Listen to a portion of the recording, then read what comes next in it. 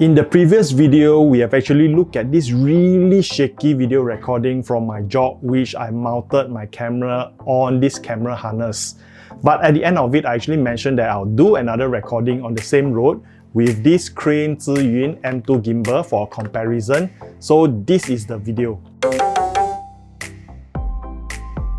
First, let us look at the setup from the last video with the camera mounted on this harness jumping up and down as I jog. So you can expect from the recorded footages, which I need not say more. And then for this second part, I simply hold this Zhiyun Crane M2 on my hand while I jog. It's really light enough, it's only about 500 grams. And with this camera, my Sony ZV-1 and a mounting plate I have on top of it, and it's still maybe around 1 kilogram. But then holding 1 kilogram jogging for 1 hour is actually quite heavy, you can feel it. So I do swap between my left hand and right hand from time to time. So for the video on the left, which taken without the gimbal, let's not look at it anymore since it's a total failure.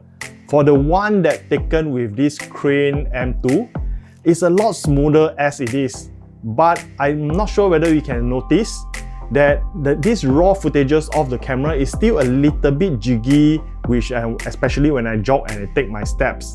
So I want to do this third comparison part, which I don't want to run this second setup with this Zhiyun Crane M2 recording with Adobe Premiere Pro's Warp Stabilizing plugin. Then we can see if is there any improvement on the smoothness and if we need to compromise anything at the end. So I simply open a sample recording. You can see it's a lot smoother than compared to the previous videos, which I didn't have any gimbal at all. So this one is okay. But still, you can see it's a slight jiggy and it's really, I don't feel good. I still want it to run through this warp stabilizer and see if I can stabilize that little part of the shakiness. So what I'm gonna do now is I'm gonna drag these shaky videos and into this, the one that we see.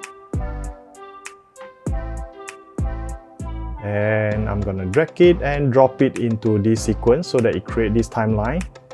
And I'll simply run this warp stabilizer onto this.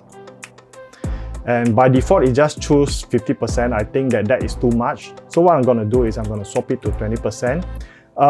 Adobe Premiere Pro will actually suggest the best method to use. So I'm gonna just leave it to subspace warp for this case.